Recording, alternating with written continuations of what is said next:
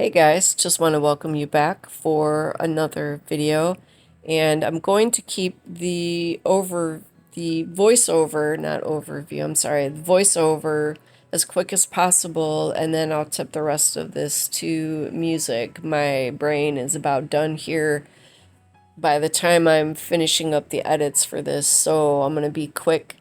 And I do want to let you know, if you didn't already, that Dawn at ShinySilverTreasures has reopened her online shop.